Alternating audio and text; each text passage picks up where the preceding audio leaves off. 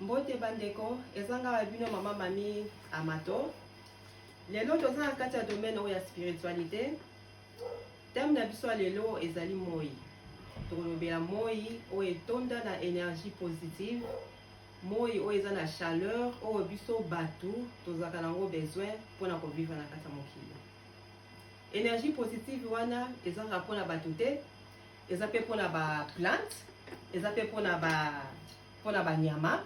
Donc énergie positive wana na chaleur wana oyo ezala que mokili oyo ezala. Jour oyo moi ekozala te, bon moi pe na kati ya mokili oyo ekozala te. Bon moi ekozala te ko banda na ba plante, ba nzete, parce que ba nzete bango baza na énergie négative.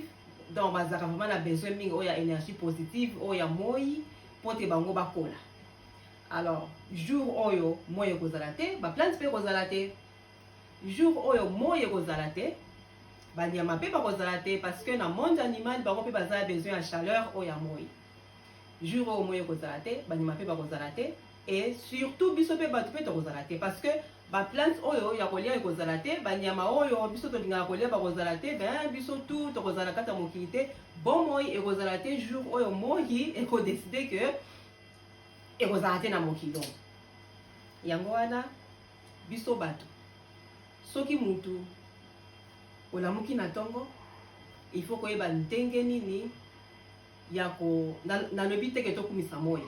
mais il faut koyeba ndenge nini ya ko remercier oyo akelaki moi, parce que moi wana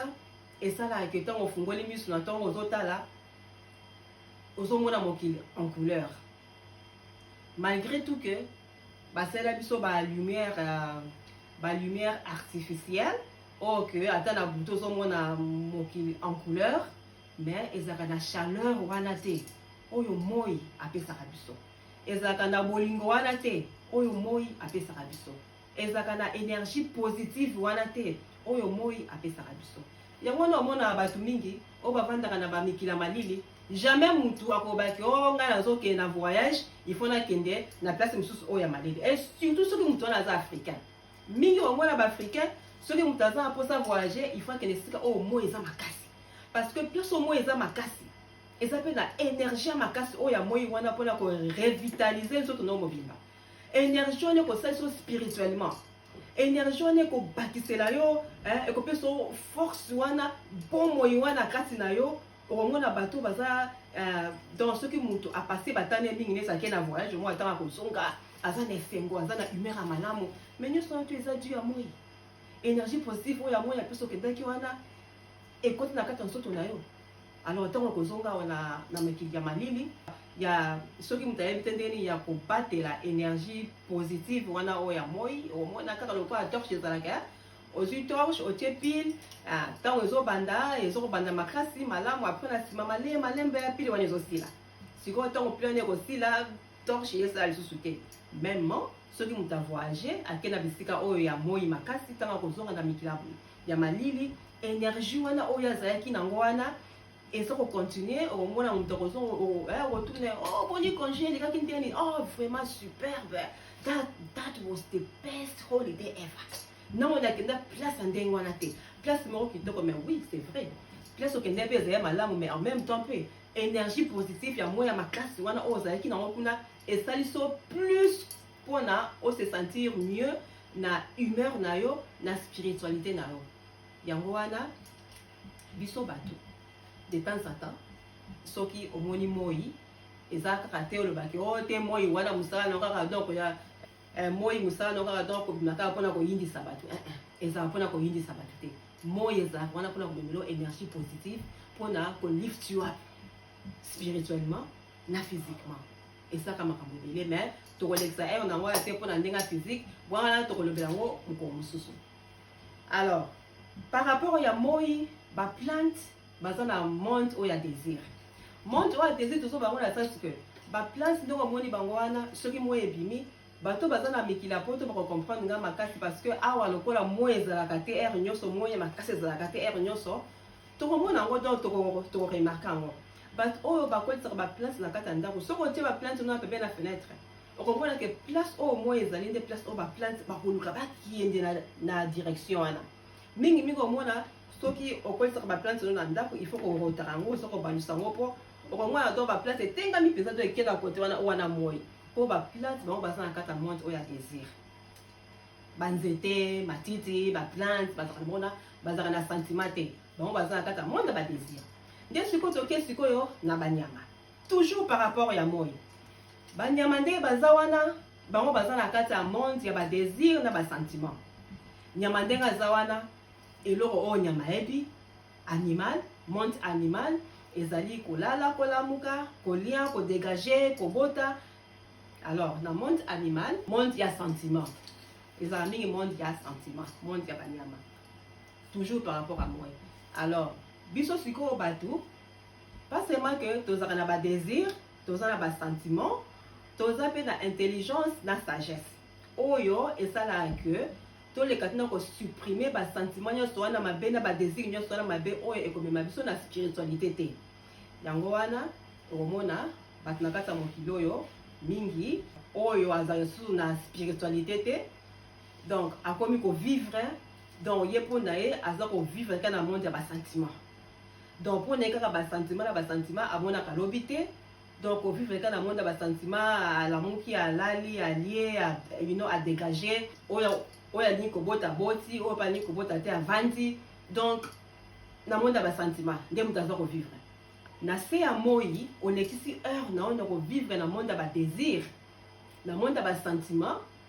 alors yeba ke bato ya ndenge wana soki moto akufi amituna te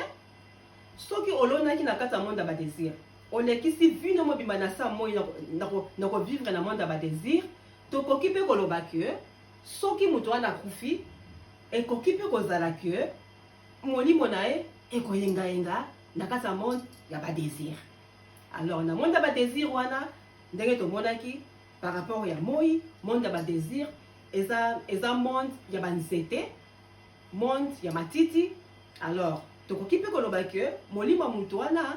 ekoki koyengayenga kaka na kati ya mokili ya badésir parce que oyo alonaki yango wana akoluka mpe kaka yango mpo nature eza tellement juste que moyen okorrompre yango eza te misalano oyo osali na mokili ndengo kaka nde oyo okobuka okoki jamais kolona safu oza kozela ke nini nzete ya manga ebota ekobota ata mokolo moko te alors moto oyo apase ton na ye na se ya moi kolona na kati ya bamonde ya badésir akorekolte mpe molimo na ye ekorekolte monde ya badésir alors moto oyo alobeke ngai na kolona na kati ya monde ya basentiment donc sans intelligence sans sagesse aloni na kati ya monde ya basentiment tokoki mpe koloba ke moto wana ntango akokufa molimo na ye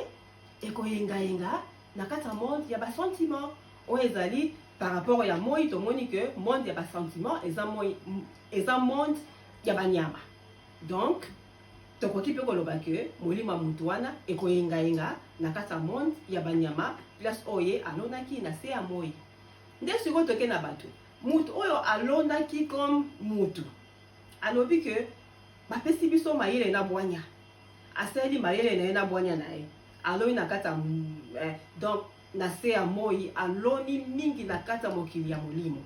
alors comme nature eza juste donc soki akufi molimo na ye ekobotama mpe na mokili ya molimo koyengayenga place oyo bango basemaki nde place oyo bango bakobuka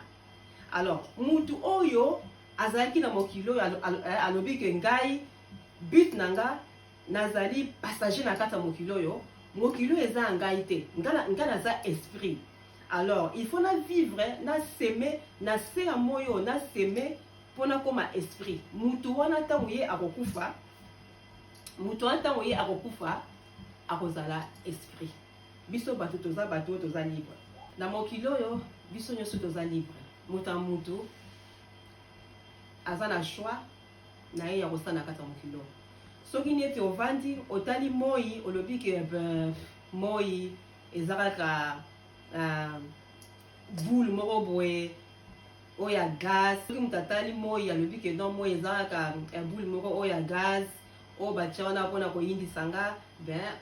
moi mpe ekozala boule moko ya gaz oyo batia mpona koyindisa parce que yango nde yo oza kobenga nzoto na yo. Mais soki otali moi olobi ke moi nakumisi motu oyo asalaki moi,